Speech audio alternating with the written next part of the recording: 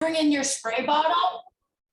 Squirt bottle. Squirt bottle. Yes, thanks, Kelly. Kelly, No problem.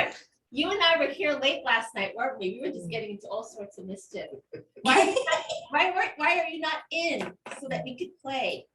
Yeah, I had to shovel and I know. be the responsible one. I was waiting to see if it was gonna be a shoveling event. I'm like, oh, fantastic. I don't have to shovel, you know? Yeah, Right, so right on. shoveling, hopefully you guys are all shoveled out or shoveled in or whatever, you're in for the day. But again, my reminder to you guys is just about being the best you can be every single day. And some days that best isn't gonna be what you want it to be, because that's life and that's human nature, right? We don't always have, every day cannot be 100%. But even if we try to be our best every day, and again, something that I mentioned last week that one of the agents says, take pride in everything you do. Take pride in it. Before you send an email out, before you do anything, make sure it's the best you can do. So again, just sharing some mindset with you, because I told you this is going to be the year of mindset. Mindset is everything. So we're going to go through 9 ways to succeed in real estate. So number 1 is enhancing your knowledge of the market. Number 2, don't conform to negative stereotypes about real estate agents. Number 3, team up with other real estate agents. Number 4, find a mentor. Number 5, leverage the reputation of your brokerage firm. Number 6, use technology to streamline your business practices. Number 7, make your social media content stand out. Number 8, maximize your ability to generate new business at open houses. Number 9, utilize vendors as a source for new leads. And and then in summary, succeeding in real estate means honing your business practices. So just want to, everything is a refresher, right? And always remind you guys that when I give you 9 ways to succeed, I don't expect you to implement 9 ways by tomorrow, because that's overwhelming, right? So I want to make sure that you guys understand it's about taking baby steps. And whatever it is that you see today that says, oh, that's what I wanted to do, or that's something I've been thinking of, or I'm going to do that, and that's the thing you focus on for the next few months, okay? So don't try to take a big bite of an apple, take little tiny bites of everything that you do. So number 1, enhancing your market. Get rid of this for a minute. Okay. So market knowledge is one of the best indicators of a real estate agent's level of experience and skill, right? And why is that? Because the more knowledge an agent has, or any person in any field they're in, it breeds confidence. And confidence is key. When you're sitting down and talking to someone, and they're very confident about what they're saying and knowledgeable, then you're hanging on to every word, right? Versus if you feel like someone, and we all know those slobbish salespeople who just say what we want to hear, and the hair is standing up on the back of your neck, right? So you know the difference. So that's why it's so important to be knowledgeable in our business, because honesty and trustworthy is one of the top things that anybody could have. So as a result, how do you go about increasing your awareness of the market will depend on whether you're starting your career, established in the industry, or already a veteran broker. So new agents must spend a significant amount of time learning about home value by researching comps and current market conditions. However, veteran brokers should spend more time learning to anticipate how home value will be impacted by changes in the industry, economy, and local area. So if you're just starting your career, establishing a baseline knowledge can be an intimidating endeavor, which is why it's best to begin with the needs of your potential clients you're most likely to have, right? So anytime that you get a client, or anytime you're face to face with someone, even if you're not 100% sure it's going to pan out to something, just do your due diligence for your own market knowledge, for your own, right? So that you can provide a value, because you never know the next time you're going to be in front of someone who's looking for the same thing. You're going to want to know what comparable properties are going for in a standard 3-bedroom, 2-bath home. And that's going to be the main search criteria for a majority of your buyers.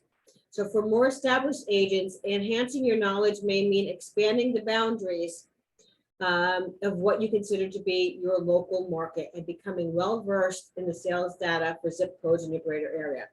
So knowing the average sale price, average days on market, average amount of new listings per week will help you be educated and communicate with your buyers and sellers on what to expect. So the beauty, right, of our office is, in our office meetings, is that that's something I do for you guys. So I put together a chart with all that information, and I can easily help you with that at any time, okay? Make sure that you are taking that, take those slides, take pictures of them, take screenshots of them, whatever it is that you need, and make sure you're taking care of them. I'm just gonna pause for 1 second because I have a delivery and my phone is blowing up and I feel like someone's not answering the door. Sorry. Hello? I did it with my phone, I'm like, it's not lighting up.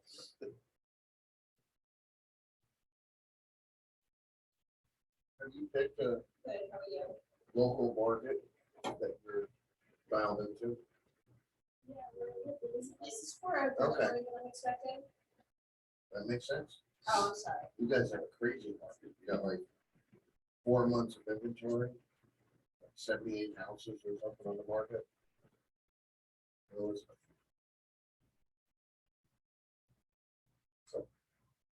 that's the last one? Yeah, I'm doing Sure, like 78 houses. That could change within a week, within a couple of days. Like Elizabeth is a different market animal altogether. You can't compare it to this market because things are done so differently that it's more. Oh, yeah, give me 1 second. Sure. I just left everybody hanging here Okay, because I sorry. thought, I didn't know what the heck was going on.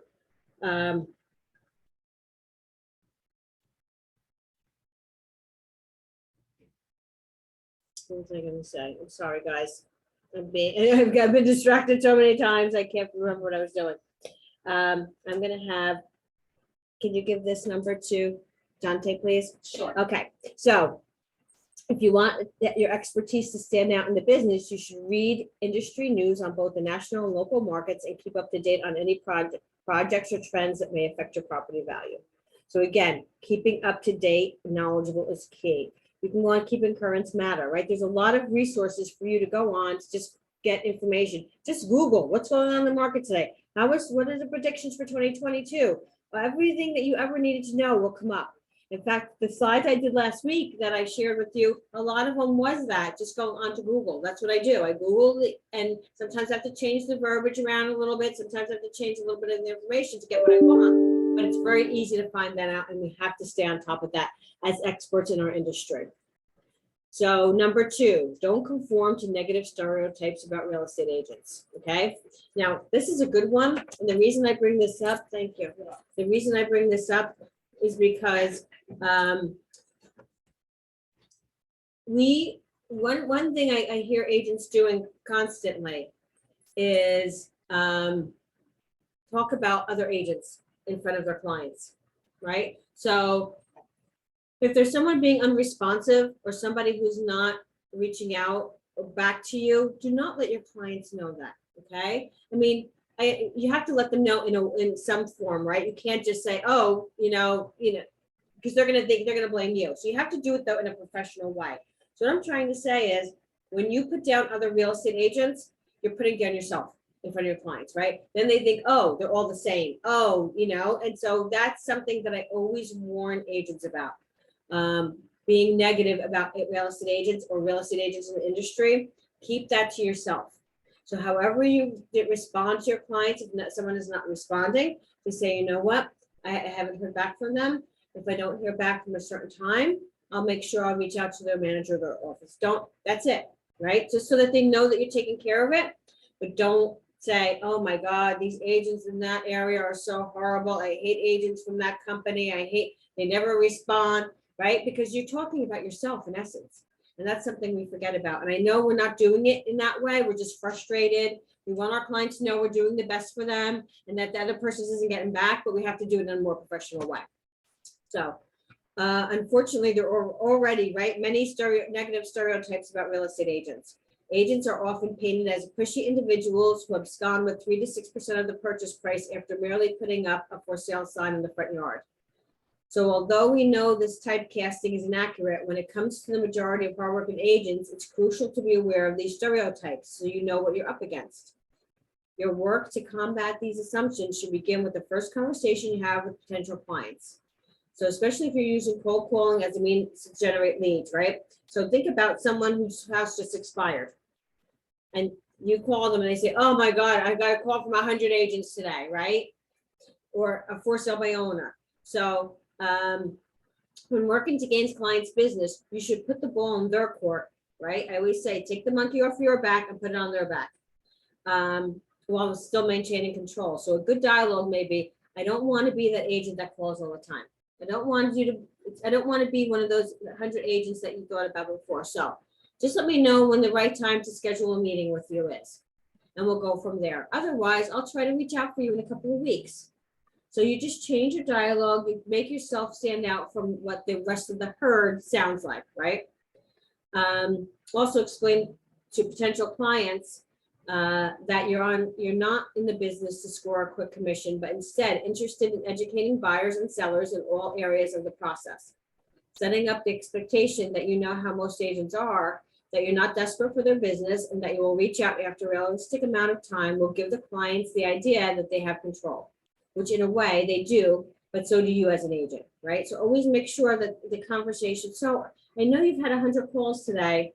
Is there any reason why we can't set up a time right now to just have a conversation? I just want to know what's going on with you in your house, right? So just change it back to them and always put it, always take that question that they ask you, or the frustration or the obstacle or the challenge, and throw it back at that. So that's the best way to overcome anything. After all, being successful in the industry requires that agents build their clients' trust. By acknowledging that you're aware of the common concerns buyers and sellers have about working with real estate agents and demonstrating how you're different from the stereotype, you can build their trust much faster. Team up with other real estate agents. So 2 heads are better than 1 may be a cliche, but there's definitely truth to it when it comes to real estate industry. Having an accountability partner is key. So we talk about this all the time. Accountability is really one of the keys to success. And if you have someone that you're accountable to each week, it's going to make a huge difference, because again, human nature is that we will not do things for ourselves. We're more likely to do things if we have to do it for others, right? So for instance, if you had to get out of bed in the morning because you promised somebody you were going to help them move, or you were going to help them, whatever it was that you're going to help them with, you're going to get out of bed early in the morning. If you have to get out for yourself because you promised yourself you're going to get up early and exercise and eat right, you're going to put the covers over your head and say, you know what, I got a half hour, just a half hour or more, right? And you're going to stay in bed. So again, you have to make sure doing things for other people makes you more aware of what you're doing, and you're more apt to do it. So that's why accountability partners are key. So last year we did Game of Homes, or 2 years ago. I lost time in COVID, and Lori Young and Tara Epstein decided they were going to be accountability partners, and they met for months, the same day every week. And what they did was each week they would do different. They'd take turns with who was going to be the client and who's going to be the agent. And I'll never forget Tara saying to me at one point, I can't wait to get a listing now. I'm so comfortable. Like, that's how comfortable she got the first few times, I'm sure. But the both of them, they were like, oh God, this is the most embarrassing thing, or, and then they got used to it, and they really loved, doing that sort of role playing. So role playing is key. Just telling someone your goals out loud is key, and making sure that they hold you accountable for it. So having an accountability partner is key. Teaming up with other real estate agents can ultimately help increase your income and grow your business. So it would help you to get an overall feel of what the market's doing throughout the entire region, instead of just in a pocket that you buy and sell, right? Because most likely the person you team up with is going to be in a different area, right? And have different clientele. So you're learning from their experiences as well. They also might specialize or have gone through situations that you haven't come across, and will be able to give insight into what to expect if it happens to you, and vice versa. Partnering with other real estate agents certainly allows you to benefit from their market knowledge, experience, and clientele by keeping yourself and business accountable. You can learn new skills pool resources, and reach the goals you promised yourself at the end of last year. Find a mentor. I don't think people do this enough in our business. So for new agents working on a team provides a great entry into the industry and access to more clients. However, working with a mentor offers the opportunity for hands-on learning. Having a mentor is invaluable. A mentor can broaden your knowledge outside of the book, smart to practical applications of various scenarios that can always be taught with a textbook. Cannot be always taught with a textbook. And we know in real estate, everything you learn in real estate school, I tell the new agents as they come in, take that book and throw it out the window.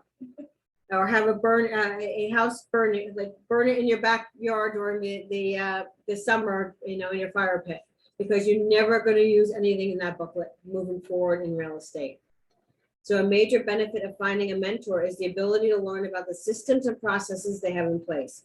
Although some inexperienced agents choose to read off scripts, those who work with mentors gain the knowledge they need to have genuine interactions and build relationships with clients. So mentors are someone in the industry that mirrors what you envision your business to look like. So we think about mentors as a new agent coming into a business and mentoring with someone, partnering with someone to shadow them on their appointments, and to have someone shadow them when they go on appointments, right? So that they're not left in the cold. And they know exactly what to do with the paperwork and all of those things. But we never think of agents who have been in the business finding someone in the industry that mirrors what they envision their business to look like. Someone that they look at maybe on social media, maybe they know the person, maybe they just see their name all over in their area, that have the same work ethics and values and would like to portray in their business. So find someone you would like to emulate and invite them to have coffee or lunch. Top agents love to share their success and are often surprised how few have ever they're asked. And that's the truth. So many top agents are like, they can't believe new agents don't come to them and ask them more questions, more. I know you feel like you're bothering them, but you're not. They love those agents. I'm telling you, the top agents, how can I say this in a positive way? Because I mean it in a positive way, and sometimes things will come out. Just tell it like it is. They Yeah. love, right? They have a pride about where they've become. They're even surprised, some of them, where they are and how much business they've done, right? So take Mara, for instance, looking at her numbers yesterday, 32 million in real estate. It's like her 6th year in real estate, not long. She's in shock. She doesn't know how she did it. She doesn't know how she's gonna do it again, right? So don't think that they're just walking around like, yes, of course I did that and I'm gonna do better next year. That's not how they are. They're constantly working, and they would be, it would mean so much to them for an agent to come up to them and say, hey, can you share with me some of the ways you become successful? Do you have time to go for coffee next week or for lunch next week? I'd love to sit with you and pick your brain. Just some of the things. I want to know what I need to do better or what things I should focus on. It's something we don't do in our industry. We stay away from those who are successful instead of gravitating towards them and trying to find out how they become who they are. So just think about that for a minute. This one, leverage the reputation of your brokerage firm. Another thing, when we talk about agents' negativity, right? Not only with other agents, but with their firm. Agents talk about their firm so negatively, it's unbelievable. To me, at least. Now, maybe you're out in the world and you're not, but I feel like you joined your brokerage for a reason. There was a reason. You got to choose who you want to align yourself with. And at the time, you were so excited to do that.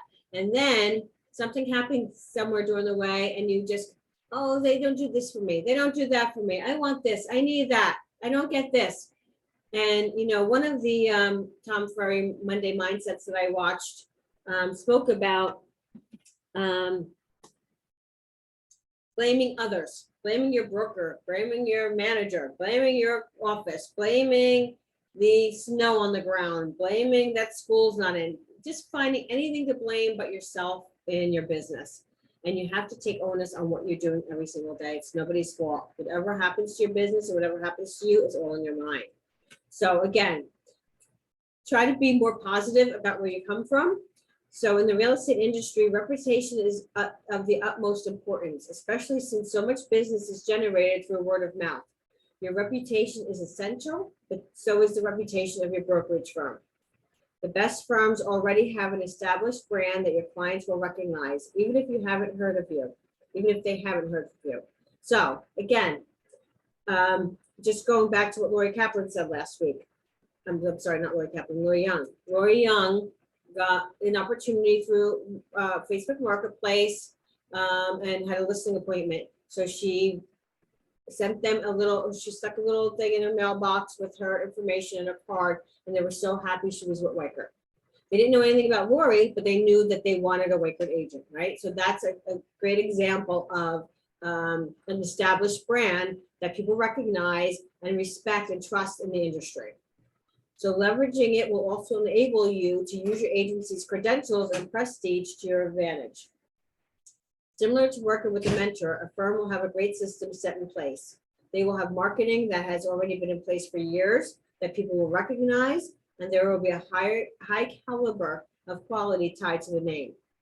So furthermore, by making the most of your firm's resources, you can learn niche aspects of the business that will enable you to improve your knowledge and skills. So for instance, Weichert's all-into-one with value proposition and the fact that they are a 50-year-old company, which has the most market share and clear, consistent branding is a huge benefit for our agents. When I sit down and talk to new agents who come in, I say to them, one of the things I tell them about how Jim Weichert he invested in the branding in order to keep it consistent. He invests every time one of our agents gets a listing. He pays for the signpost, he pays for the branded panel, right? That's huge in our business, right? So, and why is that? Because it gives us the market share. People know when they're driving down the street, when they see a yellow sign that it's a Weichert for sale listing.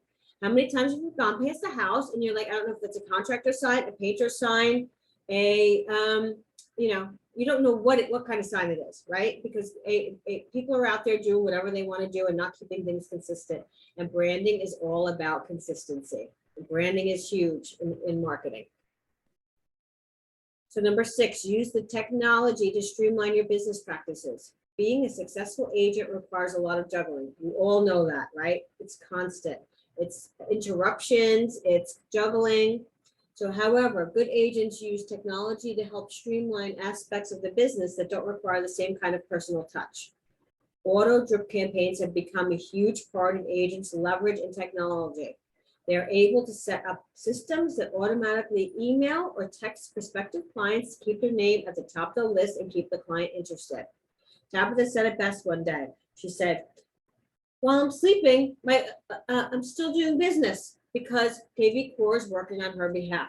That's what she means. But you have to take the time and set it up properly so it's doing that for you.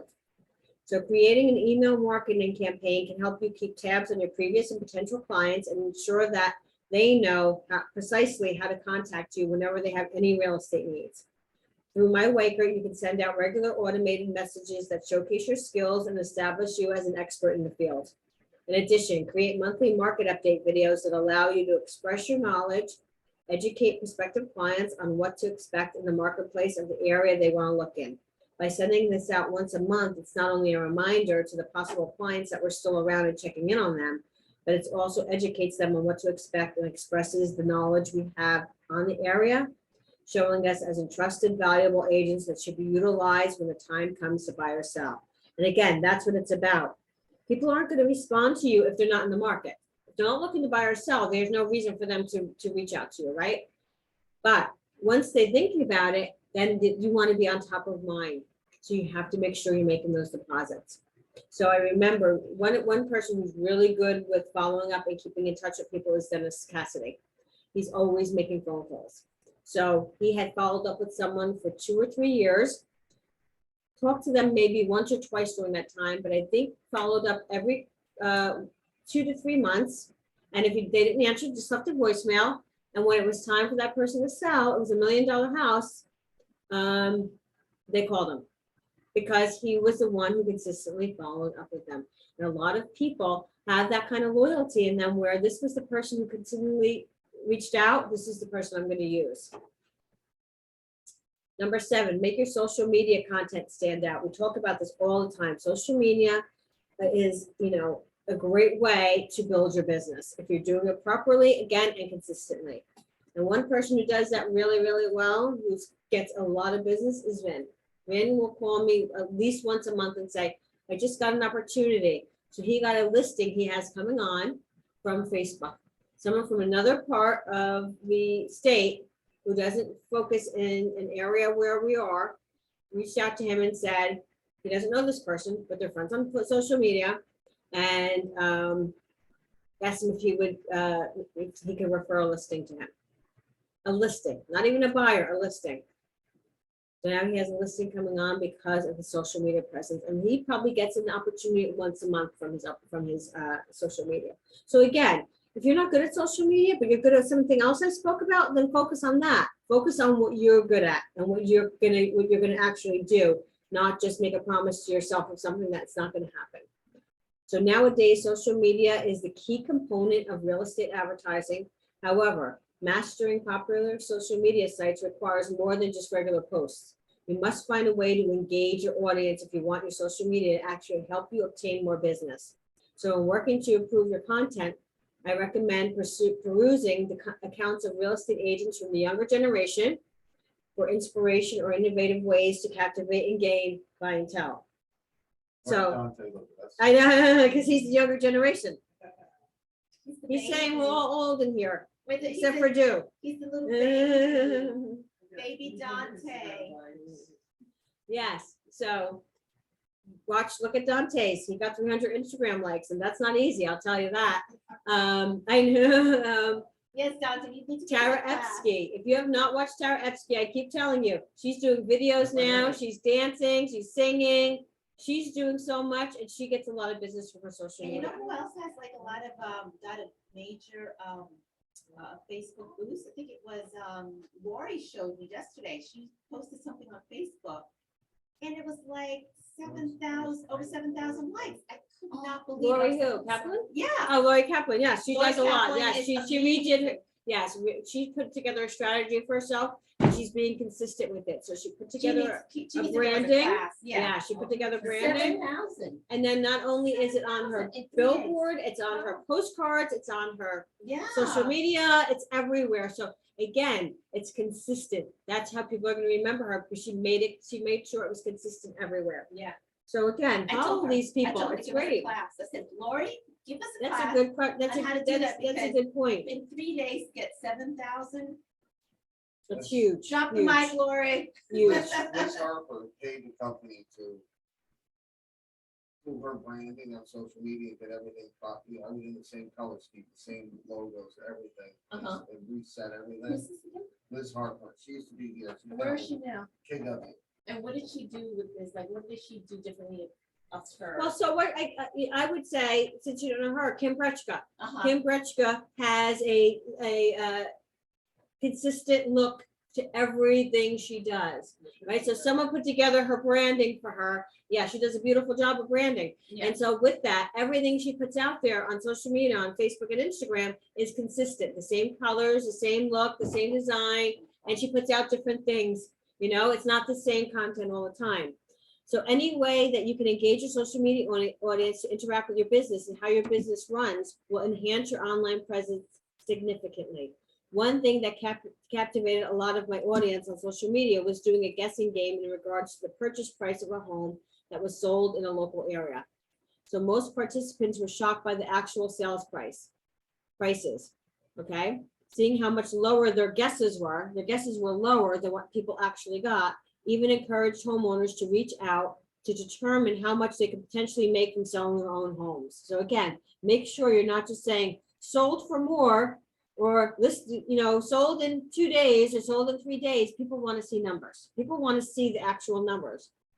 So remember, don't make it all about real estate. Potential clients want to be able to relate to you on a real level as well, right?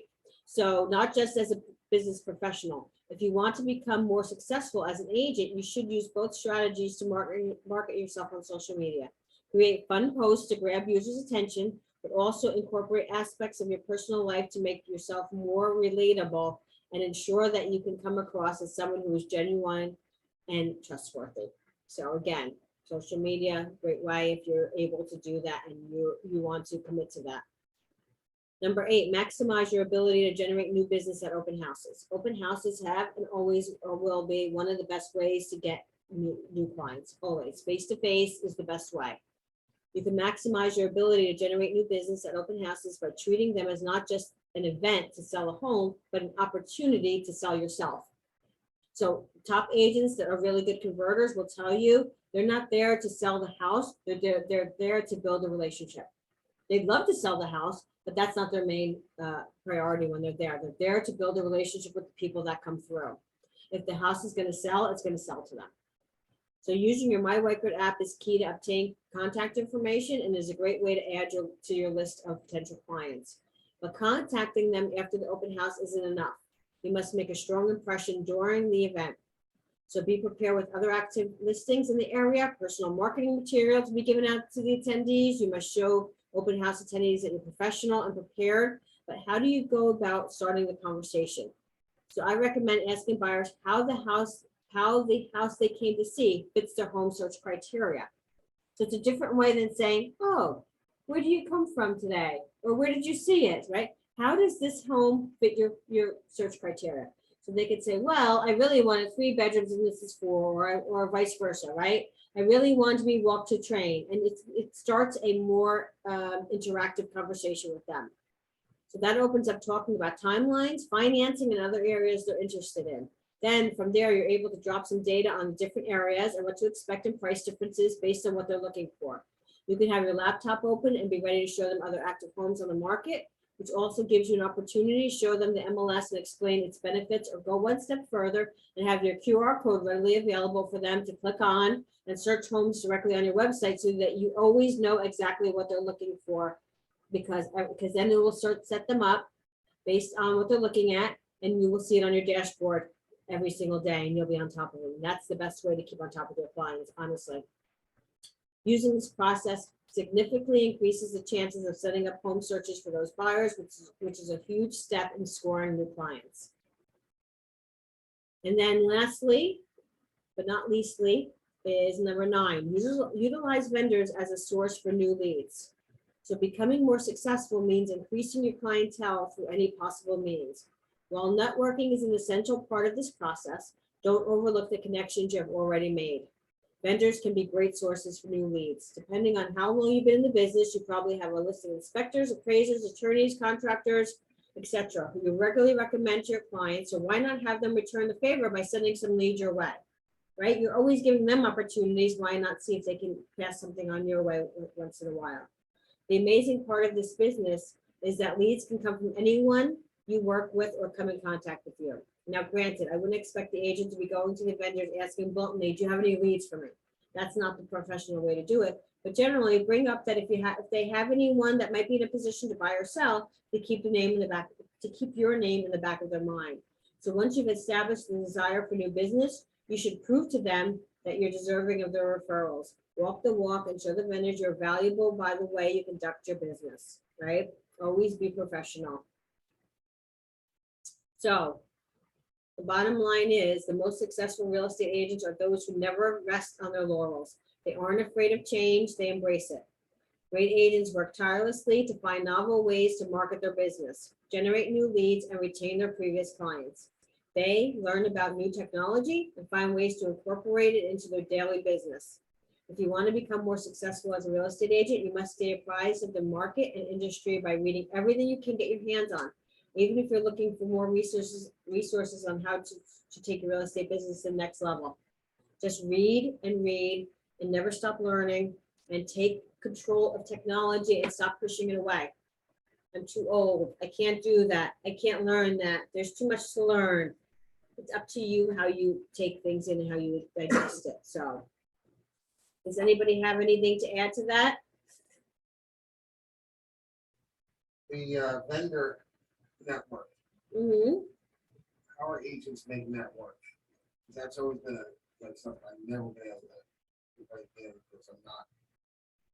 But don't you work with, isn't your cousin an attorney?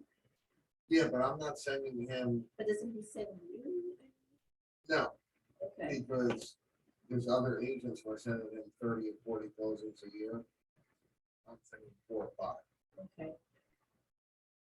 So it's, he's got to feed the people that feed him.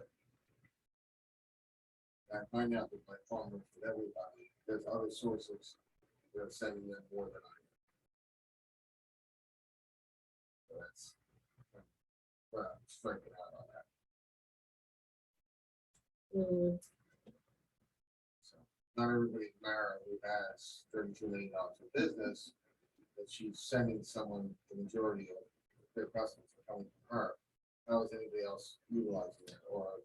So I would think that there's people in the same position as you, or same position as do, who's new in the business, who wants, right now, everybody has a successful business that's, turnkey, that's running on all full speeds, right? That everybody's looking for some opportunities and for more ways to get business and for more creative thinking together and collaborating with other people in the business. So I would think that if you work well with somebody, even if you don't have an opportunity for them every month or even every 6 months for that matter, I think it's just about having a conversation saying, hey, I like the way you do business. Is there anything I can help to grow your business? That's how it would start it out. And then when they said, I would really, I'm trying to get into this market, or I've been trying to get into this area, or I've been trying to do that, or can you help me with agents in your office, or whatever the case may be, say, sure, how can we do that together? And then once you've worked that out, then you can say, and by the way, if you hear of anyone buying or selling, I hope you'll think of me, and that's, so it's always, you're always going to offer someone something first and how you can help them before you go into how they can help you, right? Because it has to be a win-win situation, and it has to be about how two people can help one another. And it has to be someone that you will feel like, oh, I really connect with this person, right? So that you're like, I enjoy working with them. And that's how you can sort of get, build your business that way. No, that makes sense. Yeah.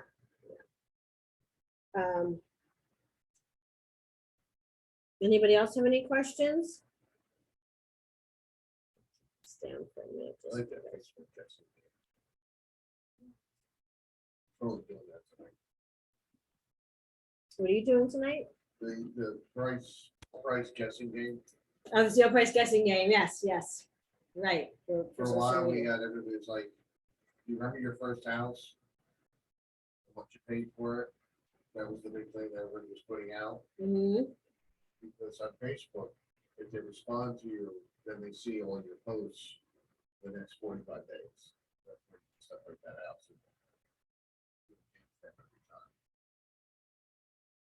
And most people do not remember what they paid for their house. And that's a really interesting thing too, right? When you're working with a buyer and they're like, won't come up $2,000, like, believe me, you never even remember. 5 years from now, you're not gonna remember what you paid for it. And it's not gonna matter because it's gonna appreciate. So I know that was a dialogue I had with people when, like, they were stuck. It was like a $5,000 difference, and neither party would move. In meet in the middle, like 2,500 each. They have both dug their heels in the sand and both sat there and like, I'm not doing it. And you sat there and go, I'm so close. How am I going to get this together? Like, I can't walk away from this at this point. Right. So it's, all about the meeting of the minds, but it's so funny that people don't even remember what they paid for the house. Nobody knows. 186,300. Huh? 186,300. That's because you're a realtor. I remember mine too. It's also the only house I bought. So. So guys, it's all about being consistent. It's all about taking action every single day.